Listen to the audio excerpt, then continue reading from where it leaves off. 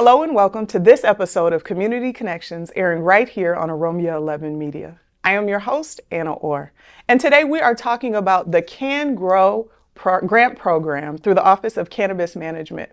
If you are interested in learning a little bit more about the work of cannabis, about farming, and about some more opportunities that are taking place very soon, you'll want to get a pen, a paper, and hopefully someone in your network that can help you start to jot down some of these ideas. This is going to be a wonderful episode you won't want to miss.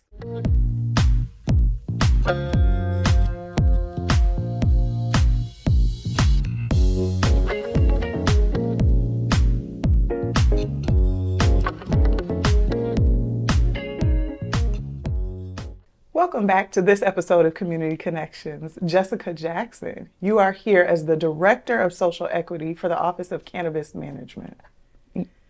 You are back and you are talking about another opportunity you all are launching at the OCM. And we're going to talk about some opportunities for individuals as well as farmers today. Can you talk to me about the CanGrow Farmer Program?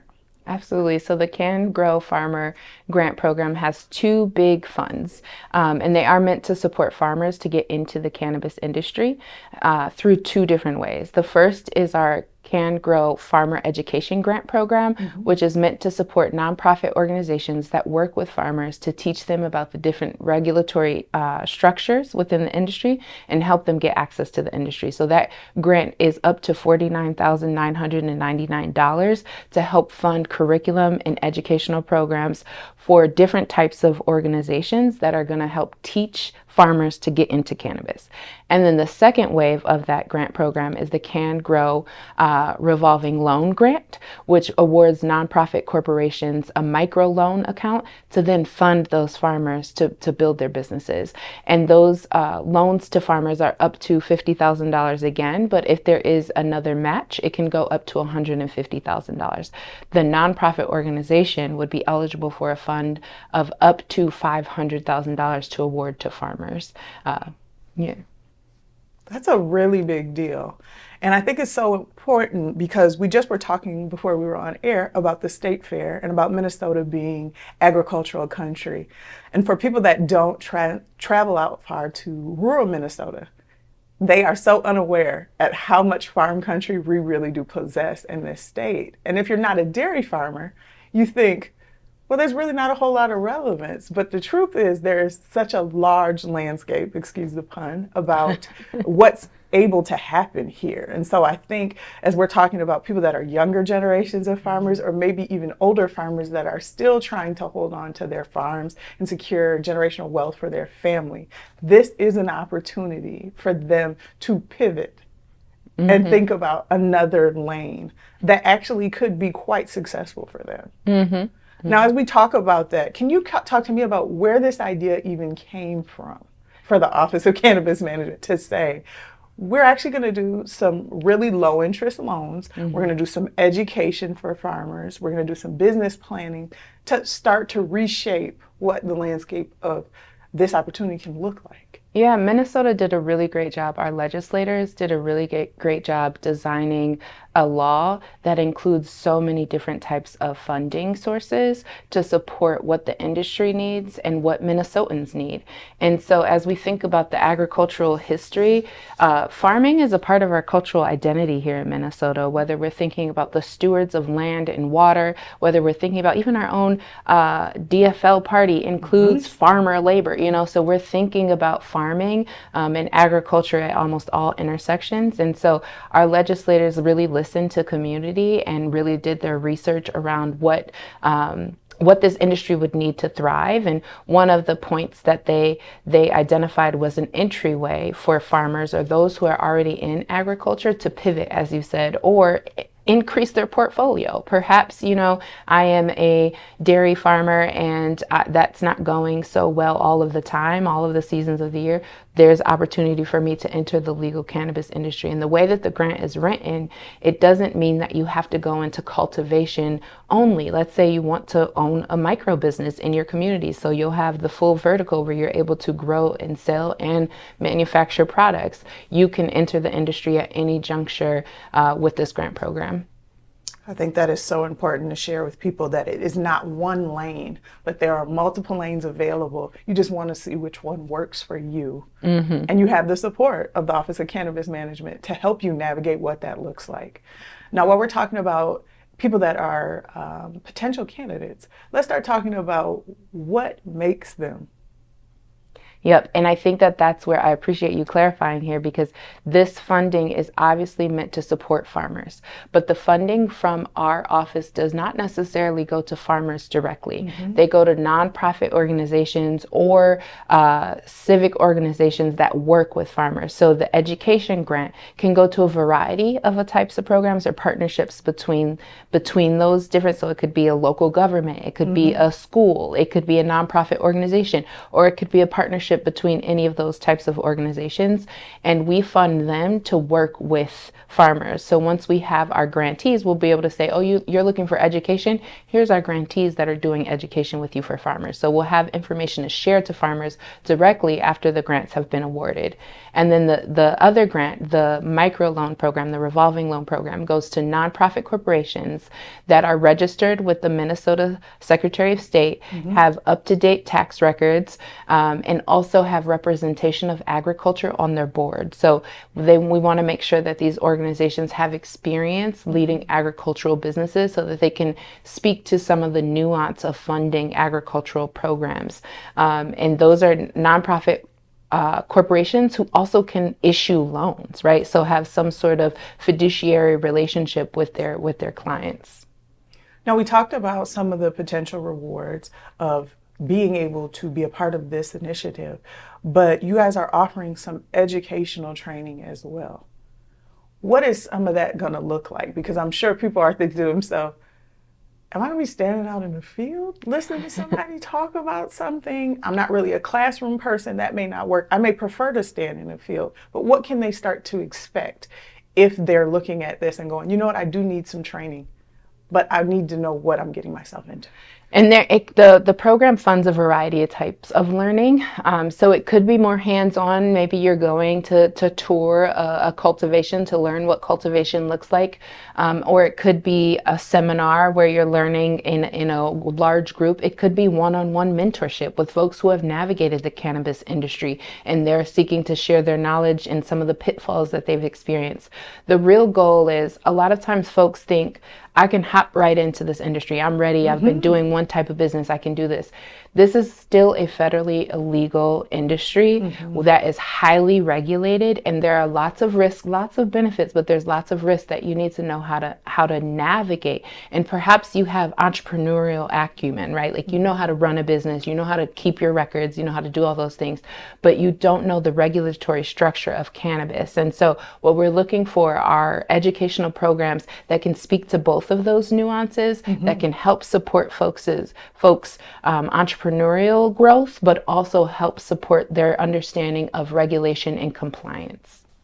Now, you talked about working with some other organizations. This money is not going directly to farmers. I want to make sure that you understand me when we say this. We are talking as thoroughly as possible about this initiative, and Jessica is here to answer any questions that you have, and her amazing team would gladly want to talk to you and walk you through this. So we'll talk about that, but we're talking about the different modalities that people are going to be able to go through to receive this money and this assistance for their business long term. I want to make sure we understand that. So what are some of the organizations you guys are partnering with? Those organizations would come out from the grant program. So those organizations that apply to the grant would then be partners to provide the education and also partners to provide the loans to farmers. And so that information will become publicly accessible once the grant closes and those grantees are selected. But there'll be two tracks. There'll be the folks that can give you training and development, and there'll be folks that can give you loans that you apply to the loan program. And those will be our grantees. And that's what I wanted you to make sure that you distinguish for people, that these are not people that are already sitting in a bag or the shelf somewhere and we're just pulling at random. These are people that are going to be vetted and that are willing to assist with where you guys are and with this specific grant initiative, and to have you all's businesses align with these things going out into the external public. Absolutely. I think that's very important because there is so much nuance with this work. And like you said, this is still something that is illegal and very highly regulated. And so you need people that are above you and that can see from all sides to help you navigate this. That ensures your success long term. Absolutely. And also is able to help you backtrack if there is an error. Because I don't believe that everything is always 100% a success. And I know there's so many people who are like myself that are nervous and saying, I don't want to make a mistake. And it's like, but you can, because there are people here that are willing to come alongside you, mentor you, provide you with education, financial assistance, and the support you need to be sustainable long term. And as the rollout keeps happening with the state of Minnesota around cannabis, usage, selling, being able to make product, all those different things, I think that's important to know that people aren't saying, yeah, it's okay, you can go use it, you can sell it, and it's just out there. It's like, no, we want to walk you through this so that you have the long-term staying power you need. Yeah, and I think you bring up a really good point around not just business success, but public safety, right? So these regulations are in place to make sure that folks who get cannabis are getting tested in quality cannabis that's grown to certain standards. And so learning what those standards are is very complicated. There are laws, there are rules. And so having, like you said, a mentor or a coach or a guide to help you understand that is a good first step before you hop right in. For the landscape of the Twin Cities as of late, I've seen a lot of stories in the media talking about weed that is being tampered with on the streets, and people are getting a bad batch. And so many things are happening to people. People are passing away, people are ODing, people are, experiencing some really terrible things.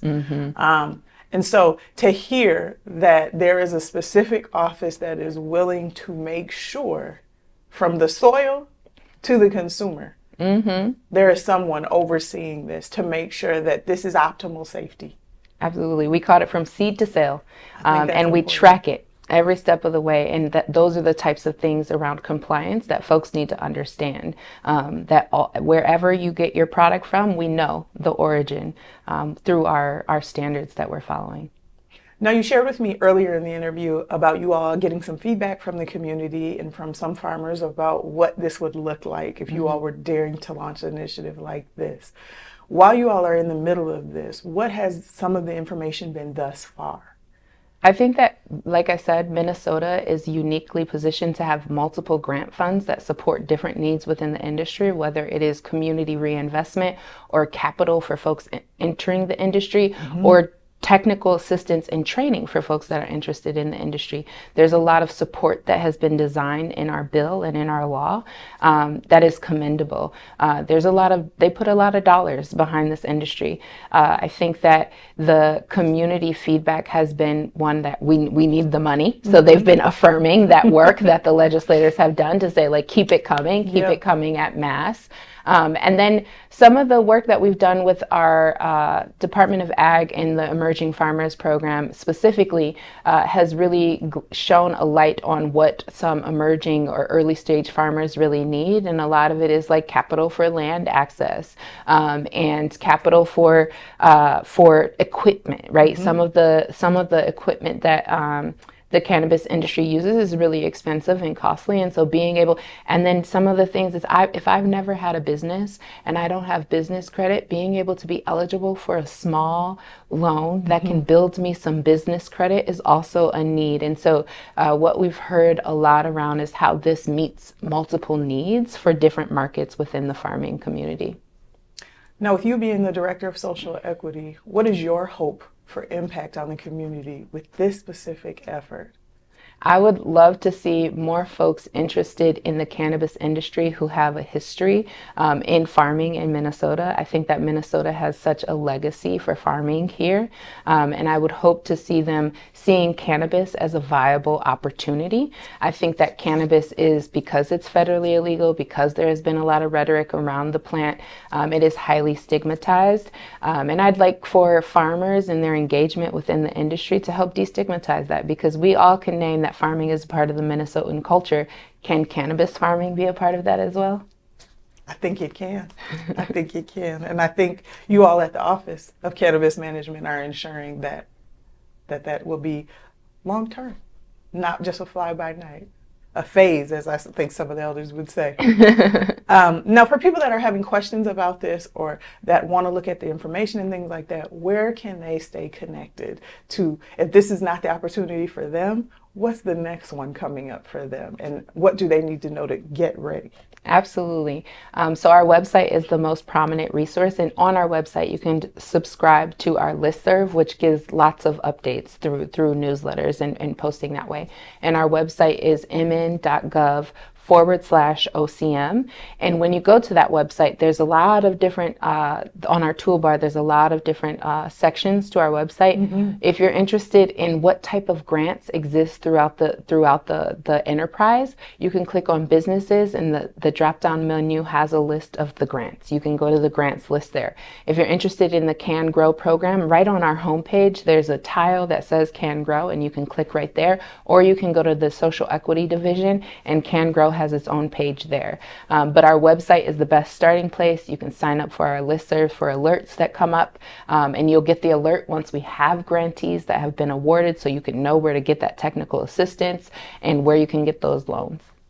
I think that's important, and we love a user-friendly website, something that's easy. It's already daunting enough trying to put together grant information without the website being hard to navigate. I'm excited to hear about that. Now let's just talk a little bit about timeline, because you guys do have another opportunity actually coming up on the 15th of May and then the 28th of May for participants or potential applicants to jump on a Zoom call with you guys, and you all are going to walk them through this entire process. Can you talk about some other things that people can expect if they are joining the Zoom call May 15th and the 28th? Yeah, so if you join our technical assistance around the grants, you'll have access to our grants team to ask any questions that you might have. We'll let you come off mute and ask those questions, and then we post your questions on our FAQs on our website.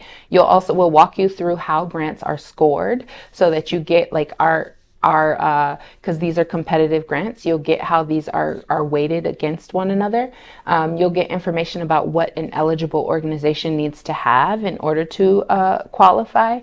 And most importantly, you'll get access to the team, and you'll be able to follow up with any questions that you might have.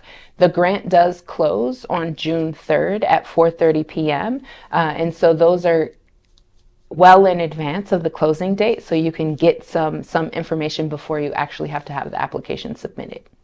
I think that's very important, and I love the fact that you guys offered multiple time slots on the different dates. It wasn't just, if you can't make the morning, that's it for today. It was like, no, there's opportunities for you to join. Speaking of time, May 15th, 10 a.m. will be the opportunity for you to jump on the webinar. And then May 28th, you will be able to get on at 1 p.m.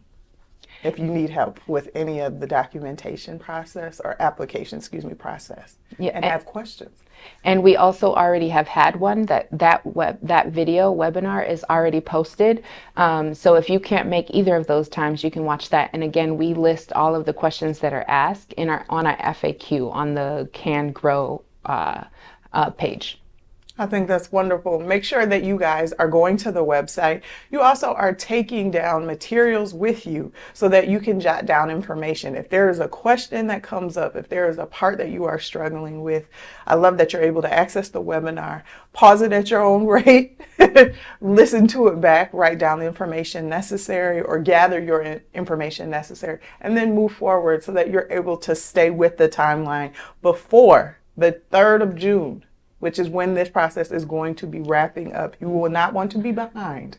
Make sure that you reach out to the Office of Cannabis Management if you have any questions, comments, or concerns around this very important initiative.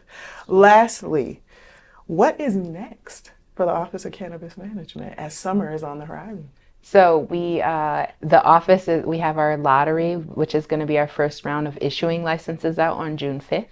So that's very exciting there because we'll actually have licensed businesses that will be starting to come to the forefront. For my division, we will have grantees soon. And so we'll have programmatic elements related to that. And then once we have licensees, the Division of Social Equity works with those social equity qualified businesses to provide resources as well. So we'll have some other resources that come out for those businesses that are classified as social equity. So it sounds like there's a lot of really good things about to happen over at the Office of Cannabis Management. And I'm excited to hear about the people that are winning some of these grants and starting to connect with you guys long term to see what this process actually turns into, because I really do believe this is only the beginning of a lot of really great opportunities for the community at large. Absolutely. Thank you. I think that's really important. Please make sure that you guys go to the website and that you guys gather all the information that you can to not only stay in the loop of what's going on with the Office of Cannabis Management, but also so that you can get the information on the CanGrow Grant Program. You'll want to make sure that you read through everything very thoroughly. You have all your materials together. And if you need someone to look it over, please have no problem asking for help. People are excited to come alongside you and help you further your business as well as take advantage of this wonderful opportunity. Jessica Jackson, it is always a pleasure having you here on the program talking to me about what's going on with the Office of Cannabis Management, but also opportunities that I hope people are finding inspirational and or educational out here in the world of OROMIA11 media. Thank you so much for having me. Absolutely. Sadly, that is all the time that we have for this episode of Community Connections. As always, I am your host, Anna Orr. This has been Community Connections, airing on OROMIA11. I look forward to connecting again with you soon.